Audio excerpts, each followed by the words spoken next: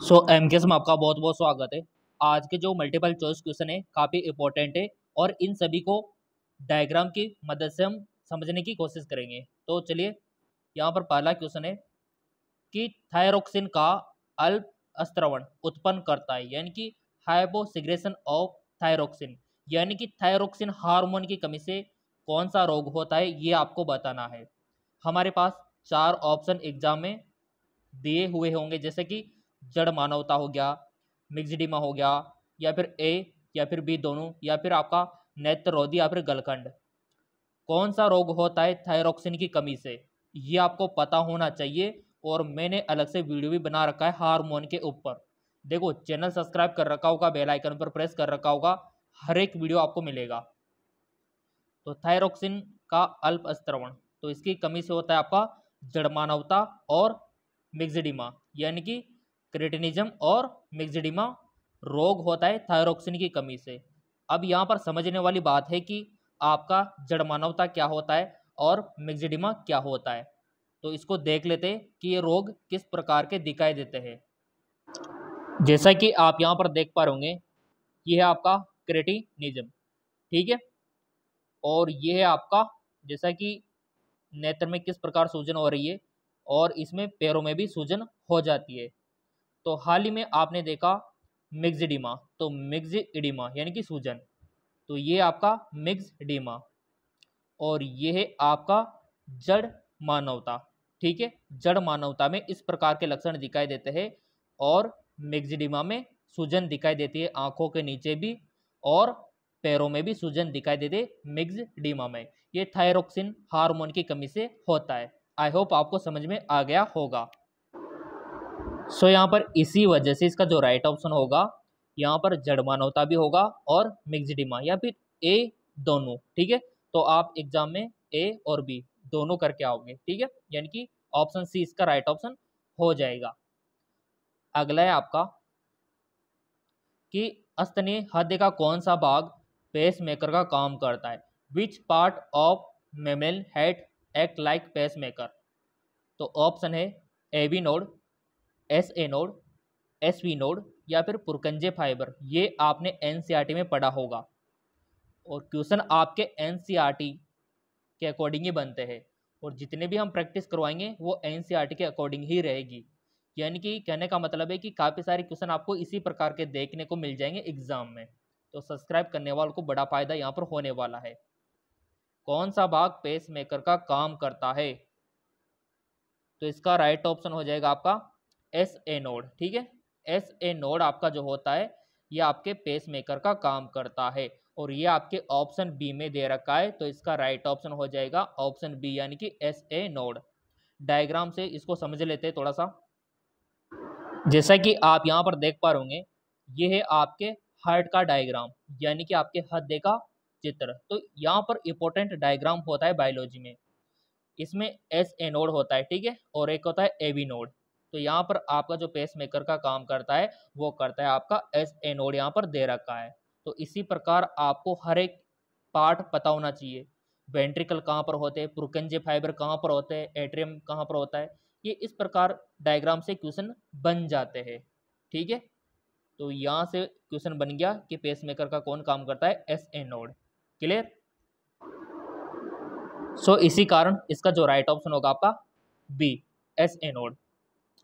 अगला है आपका, और ये तो आपने अच्छे से पढ़ा होगा, इंसुलिन किसके द्वारा स्रावित होता है। इंसुलिन इज सिगरेट पाई। तो यहाँ पर आपको पता होगा कि हमारे जो अग्नाशय ग्रंथि है, हमारे जो पेनक्रियाज ग्लैंड है, उसमें 3 प्रकार की कोशिकाएं होती है। कितने प्रकार की?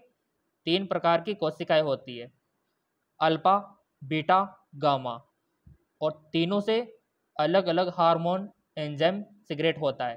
तो यही आपको पता होना चाहिए कि अग्नाशय के अल्फा से कौन सा होता है, बीटा से कौन सा होता है और गामा से कौन सा होता है। ये तीनों आपको पता होना ही चाहिए। एग्जाम में कहीं से भी क्वेश्चन बन सकता है। आपके नॉलेज के लिए मैं आपको बता दूं कि अग्नाशय के अल्फा से तो होता है आपका ग्लूकागोन हार्मोन, ठीक है। अभी मैं आपको डायग्राम भी दिखाऊंगा ताकि आपको समझ में आ जाए, जिंदगी भर नहीं भूलोगे आप। ग्लूकागोन, ठीक है। और बीटा से क्या होता है आपका इंसुलिन। इंसुलिन क्या है? हार्मोन, ठीक है। ये आपका इंसुलिन होता है जो कि कंट्रोल करता है शुगर को। अगला है गामा, तो गामा से होता है सोमेटोस्टेटिन हार्मोन। तो डायग्राम मैं आपको दिखा देता हूँ, उससे आपको अच्छा याद रहेगा। जैसा कि यहाँ पर आप देख पा रहे, ये तीनों कोशिका यहाँ पर दे रखी है पेनक्रियाज की, यानी कि अग्नाशय की। तो यहाँ पर अल्फा कोशिका, ठीक है, इससे क्या हो रहा है?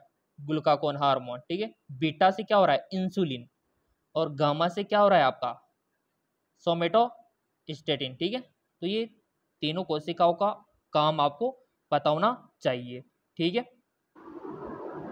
अगर ये तीनों आपको पता है तो तीनों क्वेश्चन अगर आ जाए तो आप कर दोगे। तो इंसुलिन का पूछा है हमसे, तो इंसुलिन का तो बीटा कोशिका से होता है, तो बीटा कोशिका से होता है तो इसका राइट ऑप्शन भी बीटा कोशिका बी वाला हो जाएगा। क्लियर? बढ़ते आगे की ओर। अगला है आपका बहुत इंपॉर्टेंट है कि अस्तनियों में मेट्रिल वाल, यहाँ पर इंपॉर्टेंट है मिट्रल वाल किसके मध्य छिद्र की देखरेख करते हैं? मिट्रल वाल आपने पढ़ा होगा, mitral valve in mammalian guard the opening between, यानी कि ये मिट्रल वाल्व कहाँ पर होता है? हृदय में तो होता है, बट ये कहाँ पर होता है? तो आपने देखा होगा हृदय का डायग्राम चित्र, तो आपको पता होगा, मैंने बोला था कि अच्छे से याद कर लेना डायग्राम को। तो मिट्रल वाल्व ये होता है आपके बाएं आलिंद और बाएं निलय, यानी कि बाएं साइड में होता है, बाएं आलिंद और बाएं निलय के बीच में होता है।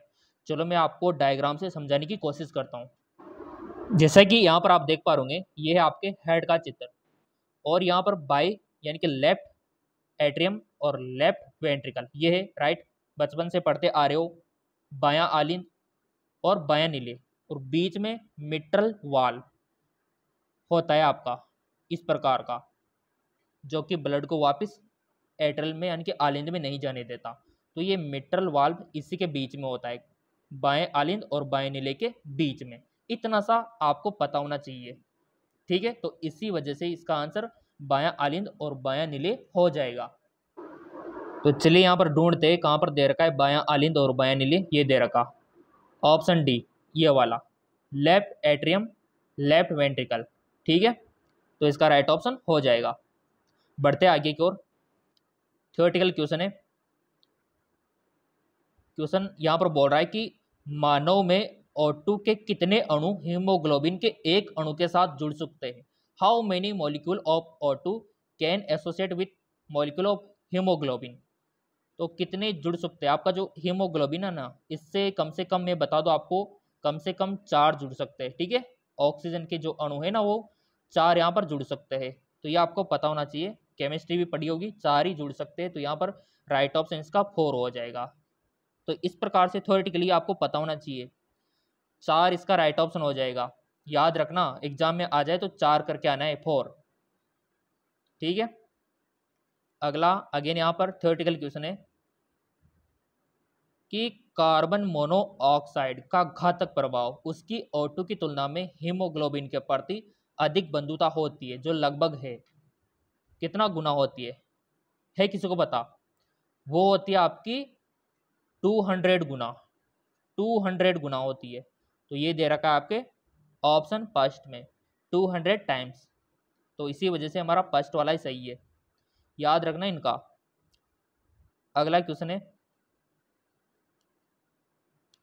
Which one is different from the category? कौन सा एक बाकी 3 से भिन्न है, यानी कि अलग है? तीनों तो सेम है, बाकी एक अलग है, उस पर आपको टिक मारना है। तो बताओ कौन सा आपको अलग लग रहा है, यहाँ पे डिफरेंट लग रहा है? तो मेरे को यहाँ पर लग रहा है टाइलिन। क्यों लग रहा है? क्योंकि यहाँ पर गैस्ट्रिन क्या है? हार्मोन है। ग्लूकागोन भी क्या है? हार्मोन है। सिगरेटिन भी क्या है? हार्मोन है। ये तीनों तो हार्मोन है, जबकि ये छोटा जो टाइलिन है ये तो बेचारा क्या है? एंजाइम है। क्या है? एंजाइम। तो इसी वजह से ये अलग यहाँ पर रहने वाला है टाइलिन। आंसर भी आप देखोगे तो आपको टाइलिन ही, ठीक है, टाइलिन। ये एक प्रकार का एंजाइम है, बाकी तीनों हार्मोन है, ठीक है। तो इस प्रकार से आपको दिमाग लगा के टिक लगाना होता है। बढ़ते आगे की ओर। और ऐसे तैयारी तो हम करवाएंगे, बिल्कुल भी चिंता नहीं करनी है। आपके लिए अलग से 2 और चैनल हमने ओपन कर रखे हैं, लिंक नीचे दे रखा है डिस्क्रिप्शन में, वहाँ पर भी ऐसी प्रैक्टिस हम करवाएंगे। कुल मिला के सिलेक्शन दिलाना है आपको, और जब तक आपका सपोर्ट रहेगा तैयारी हम करवाते रहेंगे। अगला क्वेश्चन, मानव भोजन में लंबे समय तक निकोटिन एसिड यानी कि नियासिन की कमी से होता है। अब यहाँ पर आप कंफ्यूज हो गए होंगे कि नियासिन क्या होता है, निकोटिन एसिड क्या होता है। तो मैंने आपसे बोला था कि विटामिन के केमिकल नेम याद कर लेना। इसके ऊपर वीडियो भी मैंने बना रखा है, चैनल सब्सक्राइब कर रखा होगा, बेल आइकन पर प्रेस कर रखा होगा तो आपको मिल भी गया होगा। ये विटामिन के केमिकल नेम यहाँ पर दे रखा है। तो मैं आपको बता दूं कि आपको केमिकल नेम पता होना चाहिए, और उसके लिए जो डायग्राम मैं आपको दिखा रहा हूँ वो आपको आना चाहिए, तभी आप सारे विटामिन को केमिकल नेम याद कर सकोगे। जैसा कि यहाँ पर आप देख पा रहे, ये सभी विटामिन है आपकी ए से के तक, तो इसको केमिकल नेम को याद रखना है आपको। अब आप बोलेंगे सर कैसे रखे, तो एक ट्रिक है, रत एक टोपी। क्या है? रत एक टोपी, यानी कि र से तो रेटिनॉल, थ से थायमिन, ए से एस्कॉर्बिक अम्ल, और क से कैल्सिफेरॉल, और टो यानी कि टोकोफेरॉल, पी फिलोक्विनोन। हो गया काम। तो ऐसे आपको रासायनिक नाम याद रखना है रत एक टोपी ट्रिक से।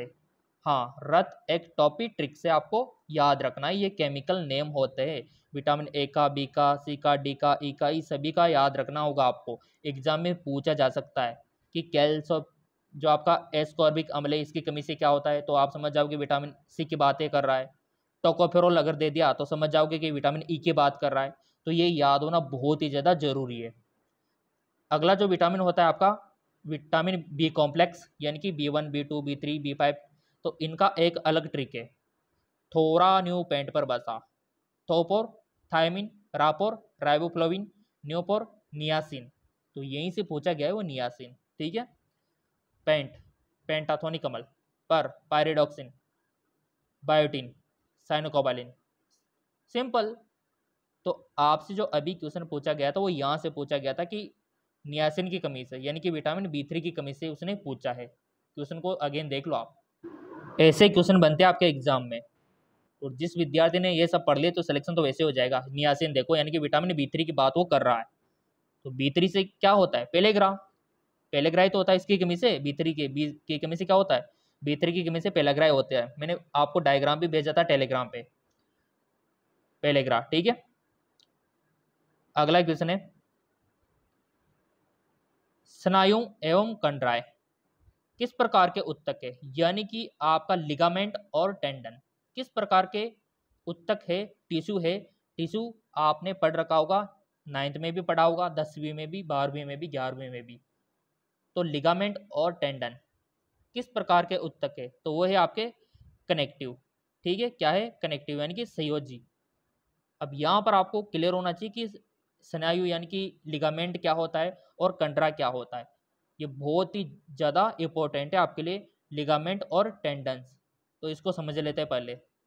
जैसा कि आप यहाँ पर देख पा रहे होंगे, लिगामेंट का मतलब होता है कि हड्डियों को हड्डियों से जोड़ने वाला। सिंपल, हड्डियों को हड्डी से जोड़ने वाला कहलाता है लिगामेंट। सिंपल। और आपका जो टेंडन होता है वो होता है हड्डियों को मसल से जोड़ने वाला, टेंडन। ठीक है। तो ये बहुत ही बड़ा अंतर है। अगर हड्डियों को मसल से जोड़ेगा तो होगा टेंडन, अगर हड्डियों को हड्डियों से जोड़ देगा तो उसको बोलेंगे लिगामेंट। ये क्लियर होना चाहिए आपका। ठीक है। सो इसी वजह से इसका जो आंसर हो जाएगा वो हो जाएगा संयोजी उत्तक। अगला है आपका आरबीसी ऑफ मेमल्स, यानी कि स्तनियों में आरबीसी का शेप आपको बताना है किस प्रकार का होता है। आपने देखा होगा जो आरबीसी हमारी होती है कुछ इस प्रकार की होती है। ठीक है, थोड़ा सा बीच में से ऐसा होता है, इस प्रकार की आरबीसी आपने देखी होगी हमारे ब्लड की। तो इसका शेप कैसा होता है? ऑप्शन है circular by concave, oval by concave, circular by concave, या फिर इनमें से कोई नहीं। तो बहुत ही सिंपल है, आरबीसी तो सबने देख रखी है, और सबने देख रखी है तो आपको पता भी होगा। तो वो होती है आपकी, क्योंकि इस प्रकार की, यानी कि ये तो होगी आपकी सर्कुलर। ठीक है, क्योंकि गोल है तो सर्कुलर हो गई, और उभरी हुई होती है इस प्रकार से कुछ, बीच में थोड़ा गड्ढा टाइप, तो वो हो गया बाइकॉनकेव। तो सर्कुलर और बाइकॉनकेव ये दे रखा। तो ऐसे बहुत ही आसान है, देखो एग्जाम को पास करना बहुत ही आसान, टॉप आ जाओगे आप अगर ऐसे समझ के पढ़ोगे तो। चलिए, तो इस प्रकार से आपको पता होना चाहिए।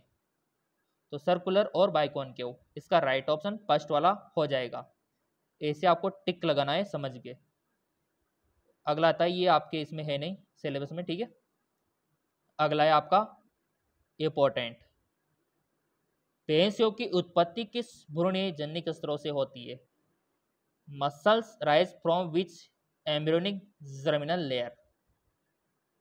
मसल्स की उत्पत्ति किस भ्रूणीय स्तर से होती है? तो आपको पता होना चाहिए कि एक्टोड्रम से क्या बनता है, एंडोड्रम से क्या बनता है, मेसोड्रम से क्या बनता है, और हर एक का एग्जाम्पल पता होगा तभी आप कर पाओगे।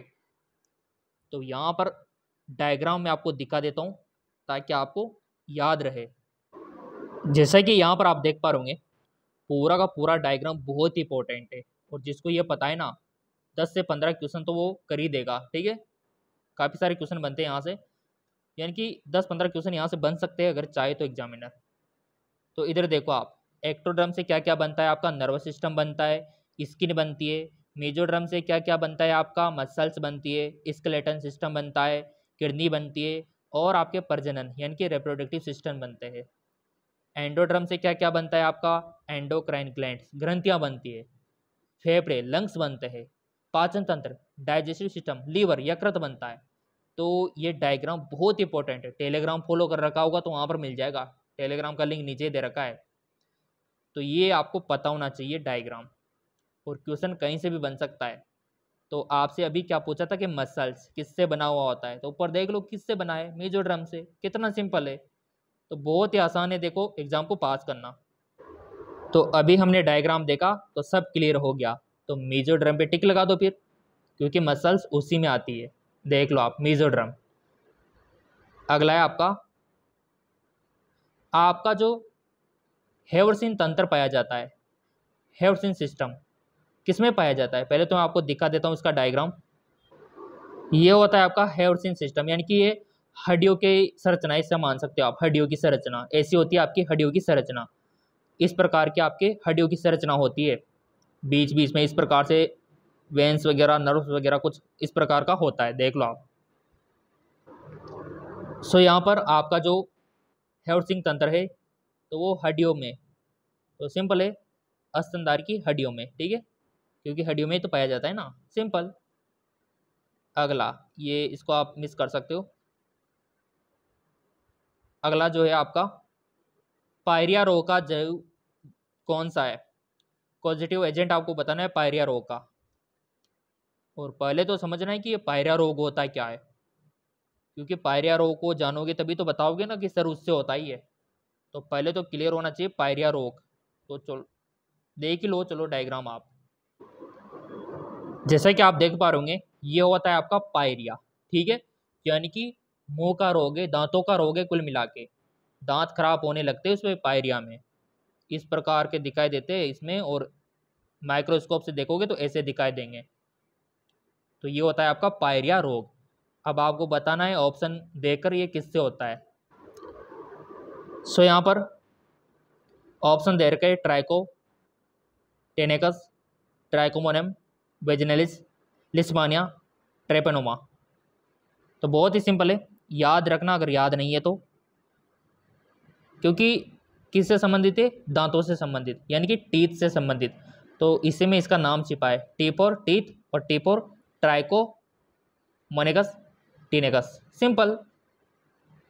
तो ये आपको याद रखना है, ट्राइको मोनेस टीनेगस, ठीक है, इससे होता है ये।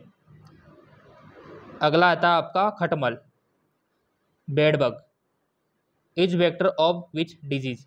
खटमल किस रोग का वाहक है? टाइफाइड का, ट्रेंजवर का, टाइपस का, या फिर कालाजार का। और खटमल तो देखा होगा आपने, बेडबग को तो देखा होगा ना, नहीं देखा तो चलो दिखा देता हूँ मैं। ये होता है आपका खटमल, ठीक है, बेडबग। ये आपके घरों में भी रहता है, और आप जहाँ पर सोते हो ना वहाँ पर भी रहता है। तो ये कौन से रो का वाक है, इतना सा आपको बताना है, क्योंकि आप जीव विज्ञान के विद्यार्थी हो तो हर एक जीव के बारे में पता होना चाहिए आपको। तो ये खटमल के बारे में बताना है कौन सा रो का वाक है।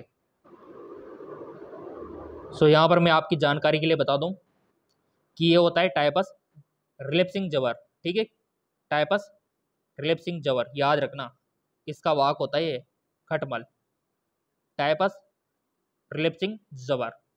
अगला निकल कर आता है आपका निंद्रा रो का वाक, vector of sleeping sickness disease. निंद्रा रो का वाक आपको बताना है।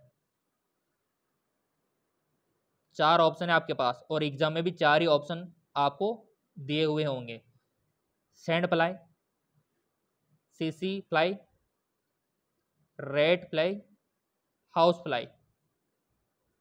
निंद्रा रोग का वाहक यानी कि जो निंद्रा रोग होता है ना, स्लीपिंग सिकनेस, वो किसके द्वारा होता है, उसका वेक्टर आपको बताना है, बहुत इंपॉर्टेंट है। तो इसका राइट ऑप्शन हो जाएगा सीसी फ्लाई। ठीक है, यानी कि सीसी मक्खी के द्वारा होता है। अब आप बोलेंगे सर ये कैसी दिखाई देती है सीसी मक्खी, क्योंकि घरेलू मक्खी तो सबने देख रखी है, आपके घरों में होती है, बट सीसी मक्खी चलो मैं दिखाता हूँ आपको। जैसा कि आप देख पा रहे होंगे इस प्रकार की होती है आपकी सीसी फ्लाई, इस प्रकार की है ना, इस प्रकार की दिखाई देती है, इतनी डेंजर होती है, देख लो आप। सो निंद्रा रो का वाघ वही है, तो ये टिक हो जाएगा। अब देखो क्वेश्चन तो बहुत सारे हमने आपके लिए बंदोबस्त कर रखा है, बट वो आपको कैसे मिलेंगे चलो थोड़ा सा प्रोसेस में आपको दिखा देता हूँ। अगर आपको और भी यहाँ पर चाहिए ना तो बहुत ही आसान है। ठीक है, यूट्यूब पर आना, जेकल ऑन जॉब आप सर्च करना, जेकल ऑन जॉब। ठीक है, वैसे लिंक नीचे भी दे रखा है डिस्क्रिप्शन में। यहाँ पर इतने ज़्यादा मल्टीपल चॉइस क्वेश्चन मिलेंगे, इतने ज़्यादा इसी प्रकार के क्वेश्चन जिसकी कोई हद नहीं है। देखो आप, तो यहाँ से भी आप तैयारी कर सकते हो, लिंक नीचे दे रखा है। एक और चैनल है जिसका नाम है जीके एमसीक्यू एमके चैनल, यहाँ पर भी रोजाना प्रैक्टिस क्वेश्चन आपको नॉन स्टॉप मिलेंगे। चैनल को सब्सक्राइब कर लेना, लिंक नीचे दे रखा है, और अपनी तैयारी को और बेटर आप बना सकते हो, डिस्क्रिप्शन में लिंक दिया हुआ है।